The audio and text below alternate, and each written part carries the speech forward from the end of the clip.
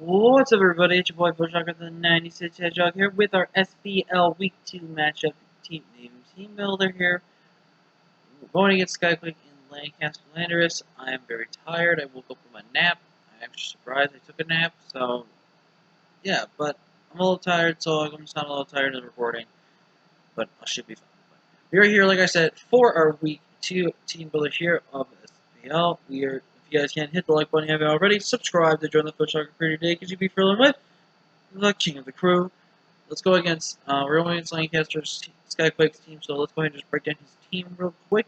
He's got Excadrill, Infernape, Copperriga, Silvally, which can run all the types, Primarina, Vileplume, Tyranitar, Vikavolt, Latios, Licky Licky, and Togetic. So he's got a bit of a mix of a Sand plus Webs team. Looking at this team, I don't think Togetic comes. Togetic really doesn't scream anything that is good versus me. Licky Licky is something to keep an eye out for, but I don't think it comes. Latios could potentially come, but again, I got a lot of things that check it really well, even though it does carry some potential coverage and stuff like that. Vikavolt very well could come as well. Could potentially be a webs user if need be. I'm going to say right now, I don't have any way to remove um, hazards this week because I didn't think I really needed to, but that is definitely something to keep the mind out for. But Tyranitar very well could come as well, but I really don't think it does. I have too many of my models have great move coverage versus it, so I don't really see it being a big issue versus my team. And plus, I got things I can just wall it generally naturally as well. So, but it's definitely something to be on the lookout for if we do see it. So, very much need to make sure that we keep it because they could set up the sand for the Excadrill, which we do believe is going to come 100% for me as well. The Infernape, those two together just really put my team on a lot of pressure and a lot of backbone. Coffergreaves, I definitely think could come as like a really defensive Will-O-Wisp set potentially. Like Shadow Ball, Will-O-Wisp, Haze potentially, and maybe Toxic Spikes. I don't really know. Really going grounded poison and Moongas. Moongas actually pairs really well decently in this matchup as well. Silvally, I don't know what kind of form of Silvally it could be. It could be Silvally. Rock, it could be around a grass, it could be like ghost or something like that.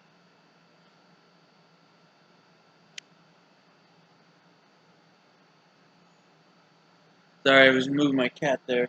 He was doing things. I wanted him to stop. But he goes got Primarina. I think Primarina 100% comes. I do not have a safe switch into Primarina. And I think Vileplume comes. Vileplume is just very defensive and really annoying. And with Strength Sap, with Sleep Powder, and then Dual Stab, it's going to be really annoying for my team just to take down in general. So, that's going to be the team. Let's go ahead. Let's be his team. Let's go ahead and see what he's going to bring. And, yeah, so let's go over what we're going to bring this week. If we didn't bring him last week, he's making his debut in Saggy the Scrafty here with Bulk Up, Drain Punch, Knockoff, pushing up with a Roselli Berry. This is designed basically to take a Berry type hit from the Primarina. We are running Adamant because I do expect there's a mixture of two things: specs and leftovers Primarina, or potentially an AV Primarina, which is very likely as well, or a Cod Berry, one of the two. Basically, Scrafty is designed to outspeed Primarina, 0 speed invested, with 20 speed, 20 investment, 96 in speed, 4 in defense, max HP, 136 in the Adamant nature. Basically, the design is to just really hit our, and we are actually going to run Intimidate this week over, say, Shedskin or Moxie. And the reason why I wanted to go Shedskin, go Intimidate is because this also really helps me weaken down his physical attackers that otherwise could hit Scrafty hard. And then we could live one and be able to. Excuse me. Sorry about that. To be able to go for a Drain Punch or a knockoff just to get some big chimp damage off and stuff before he gets going. So, really looking forward to see how Scrappy can do some work here. I think this is the right set. I just really hope I played this set correctly and really be able to abuse Scrappy's good offensive pressure in this game as well. We're bringing our Sub-Zero, the Sub-Zero Archerum, I should say, this week, with Sub-Roost, Earth Power, and Freeze Dry. This set really just just goes in on his team. We have brought enough speed to where we are faster than Excadrill guaranteed, so if it's a Scarf Drill, we will know for sure. 56 in HP gives me a little for my added bulk for an HP. The Chopper Berry is there just so we can take a hit from the Inferno. And the goal is to hopefully set up a sub right in front of some things. Set up a sub right in front of Vileplume or Silvally or even the Rodriguez to an extent. And then pretty much just click Earth Power and Freeze Dry. Basically, depending on what comes in on me, we should be able to guarantee 2-shot from Marina with Freeze Dry. So, really looking forward to this set. This should also give me a chance to one-shot extra unless it's not Shuka Berry. This also gives me a chance to really do some massive damage to the Inferno, because I believe it will not weaken. It could weaken my Chopper Berry before the sub's off. But if I can, if he goes for like CC, Earth Power kills. So very, very important that we try to make sure we break the sub. It's also going to be very important if we see the Mach Punch or the Vacuum Wave. If we see Vacuum Wave, then he's special, which would actually be a little less beneficial for us for that type of situation. But I definitely think Sub-Zero here just has a great matchup nonetheless, and I really think just being able to click a button versus his entire team is really good. Up next, we're being ESP, and ESP is very interesting, we ask, because yes, he does have a bug type, yes, he has a very strong dark type in the back, but what does ESP really do for me? ESP does a lot for me. ESP spreads Toxics, which is very, very, very, very, very, very good. Chip damage on a majority of everything would be really good.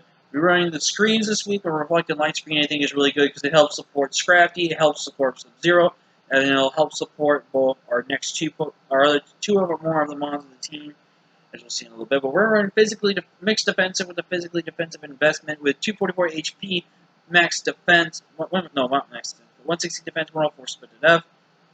I did not bother to make this thing faster than Excadrill. Now, the main reason why I designed this thing to be faster than Excadrill is because I don't really care about Excadrill. It forces it to set up, if anything, so that's one thing. We don't get to do anything else. If we get to set up Reflect, I'm going to instantly switch this thing out into something like, say, Sub-Zero or Scrafty to bring it in right away on that Excadrill. And then once I'm pretty much set there, if I don't get a light screen up or not, I get set up my S gets set up with Scrafty with bulk upping. I get to go into some other things on my team to set up as well.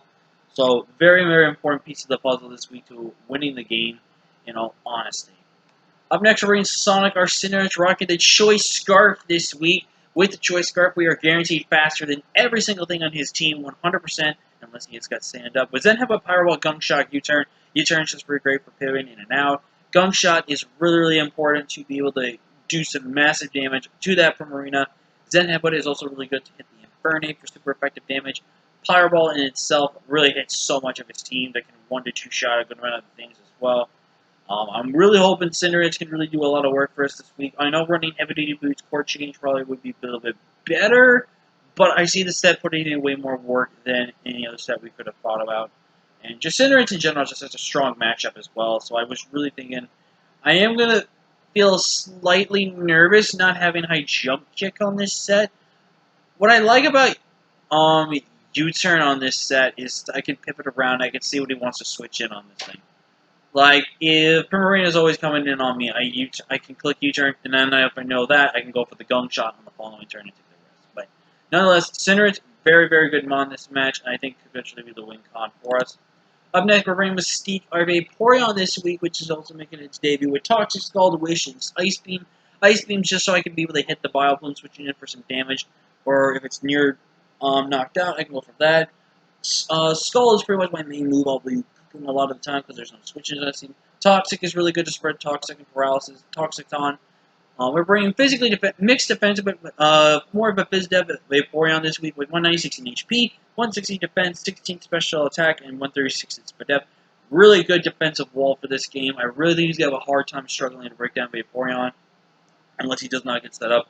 His only real answer to Vaporeon, if I'm being honest, is Vileplume and essentially Primarina. But again, if Vileplume doesn't come, Primarina is his only way to beat this thing. If he doesn't bring Primarina for some weird reason, then nothing on his team really beats Vaporeon except if he does bring Vileplume.